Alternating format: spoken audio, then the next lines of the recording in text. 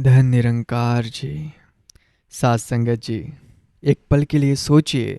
अगर मैं आपसे कहूँ कि आपको परमात्मा को पाने के लिए बहुत कुछ करना है, कठिन साधनाएं करनी है, मीलों की यात्रा करनी है, हजारों मंत्रों का जाप करना है, तो शायद यह काम आपको थोड़ा भारी लगेगा, थोड़ा मुश्किल लगेगा। शायद आप सोचेंगे कि यह मेरे बस की बात नहीं है।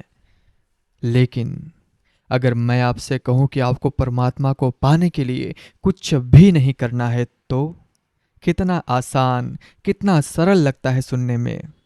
जी हाँ साथ संगत जी, मैं यहाँ आपको कुछ करने के लिए कहने नहीं आया, मैं यहाँ आपको कुछ नहीं करने का रहस्य बताने आया हूँ।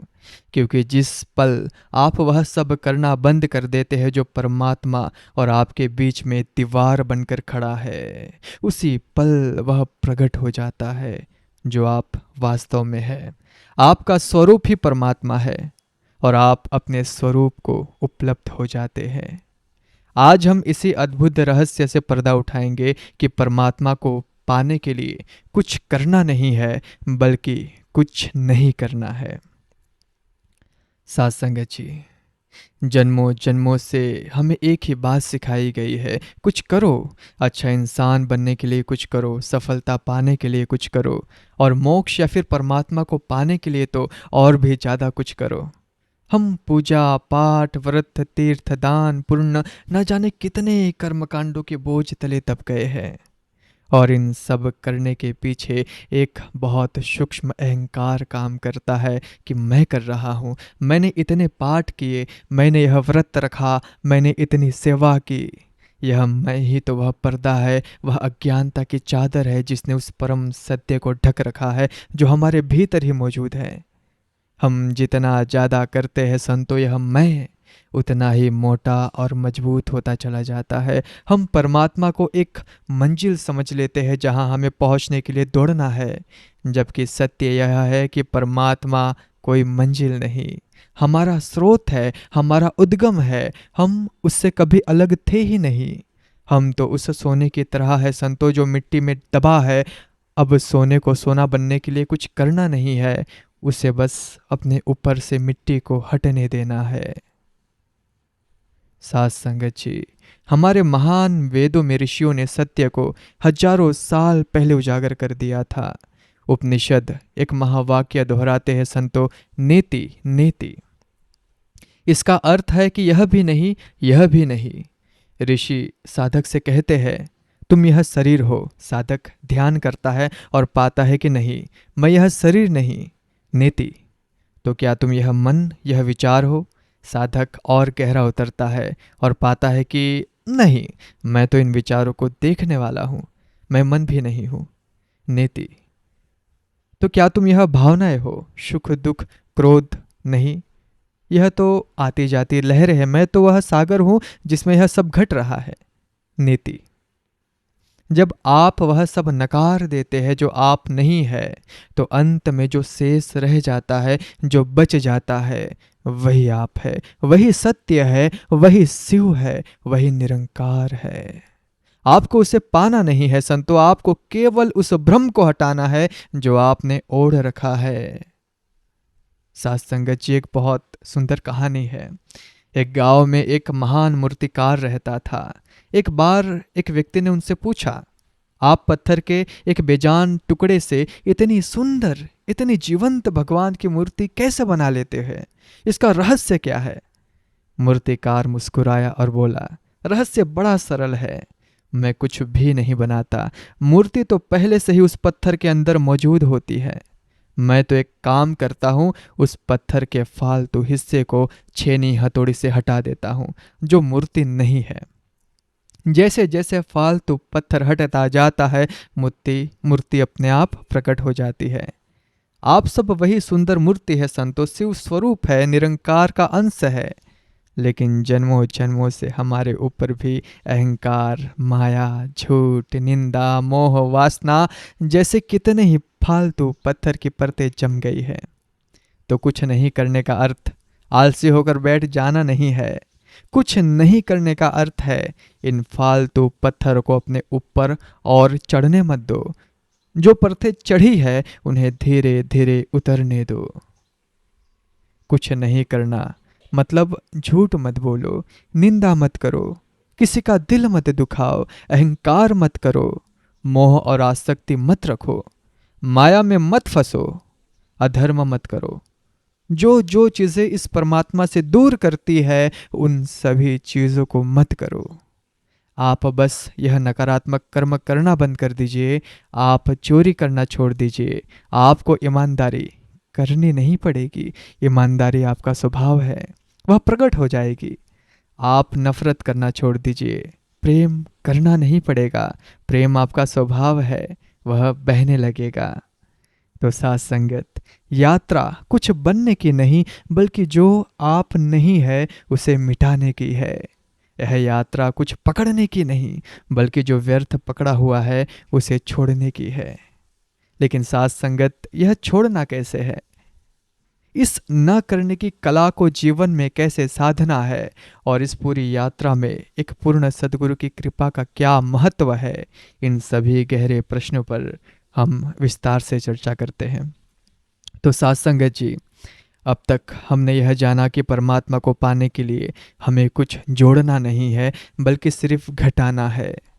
उन परतों को हटाना है जिन्होंने हमारे असली स्वरूप, हमारे शिवत्व को ढक रखा है। लेकिन यहाँ एक स्वाभाविक प्रश्न उठता है, यह सब छोड़ना कैसे है? यह ना करना कैसे संभव है? मन तो आदतों का गुलाम है। क्रोध आ ही जाता है, चिंता हो ही जाती है, किसी के बारे में बुरा विचार मन में तैर ही जाता है। हम कोशिश करके भी इन सब से कैसे बचे? यह तो करने से भी ज्यादा मुश्किल लगता है। साथ संगत जी, इसका उत्तर बहुत ही सुंदर और सरल है। बड़े ध्यान से सुनना। आप अपने मन को एक बगीचे की तरह समझिए। इस बगीचे में प्रेम, करुणा, आनंद, शांति के सुंदर फूल खिलने की क्षमता है। यह इसका स्वभाव है। लेकिन साथ ही इसमें चिंता, नफरत, निंदा और अहंकार की खरपतवार भी उगाती है। साथ संगत, अब आप बताइए, एक माली फूल को उगाने के लिए क्या करता है? वह फूलों को खींचकर बड़ा नहीं करता, वह बस खरपतवार को हटाता है, जमीन को साफ रखता है और सही खाद पानी देता है। खरपतवार के हटते ही फूलों को खिलने की जगह अपने आप मिल जाती है। साथ संगत, कुछ नहीं करने का मतलब यही है कि अपने मन के बगीचे में खरपतवार को पानी देना बंद कर दीजिए। आप चिंता करते हैं, यह एक खरपतवार है। जब भी आप भविष्य की कल्पना करके परेशान होते हैं, आप इस खरपतवार को पानी दे रहे होते हैं। आप किसी की निंदा करते हैं, यह एक खरपतवार है। जब भी आप किसी की बुराई में रस लेते हैं, आप इसे और मजबूत कर रहे होते हैं। साथ संगत, आपको इन्हें जबरदस्ती उखाड़ फेंकने के लिए संघर्ष नहीं करना। आपको बस इन्हें पोषित करना, इन्हें ऊर्जा देना बंद कर देना है। जब कोई बुरा विचार आए तो उसमें उलझिए मत, उसे अपनी ऊर्जा मत दीजिए। वह बिना पानी के पौधे की तरह अपने आप सूख जाएगा। साथ संगत जी, महान संत कबीरदास जी ने कितनी सरलता से इस सत्य को समझाया। उन्होंने कहा, बुरा जो देखन मैं चला, बुरा न मिलिया कोई, जो दिल खोजा आपना, मुझसे बुरा न कोई।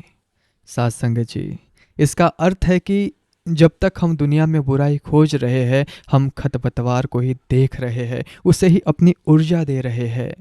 जिस दिन हम यह समझ जाते हैं कि सारी समस्या, क्रोध, घृणा, निंदा हमारे ही भीतर से उग रही है, उसी पल हम उसे पोषित करना बंद कर देते हैं।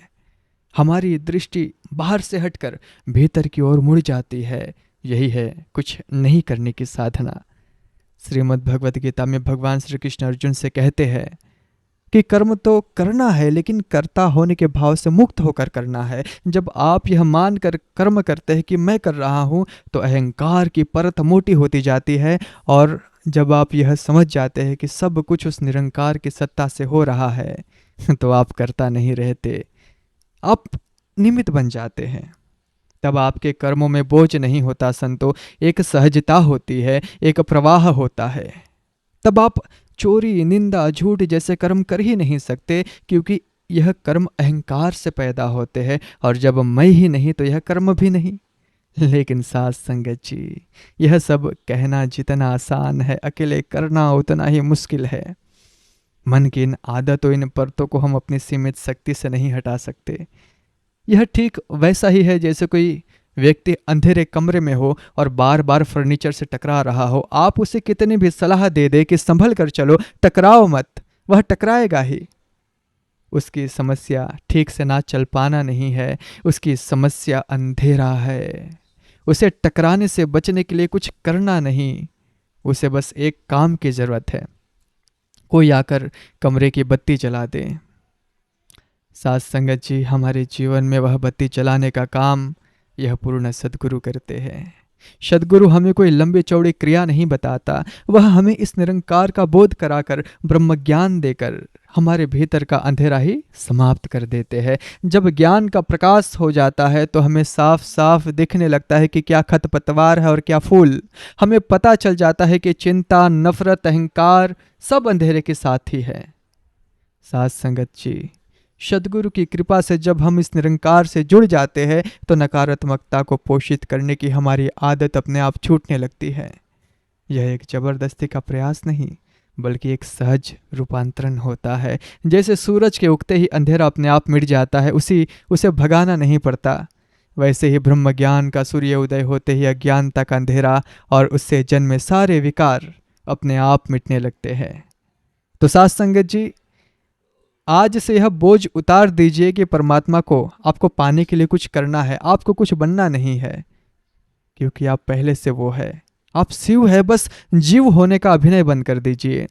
आपको बस कुछ करना नहीं है, निंदा नहीं करनी है, चिंता नहीं करनी है, अहंकार नहीं करना है, नफरत नहीं करनी है, अधर्म नहीं करना है, माया में नहीं फंसना है, आसक्ति नहीं रखनी किसी से। बस इतना ना करना साध लीजिए, फिर जो बचेगा वह प्रेम होगा, आनंद होगा, शांति होगी। वही आपका असली स्वरूप है, वही निरंकार है। यह मुक्ति का, मोक्ष का सबसे सरल और सबसे सीधा मार्ग है जो सद्गुरु की कृपा से हमें मिला है। अपने स्वरूप में स्थित हो जाइए संतो, यात्रा पूरी हो जाएगी। इसलिए परमात्मा को पाने के लिए कुछ करना नहीं है, बल्कि कुछ नहीं करना है।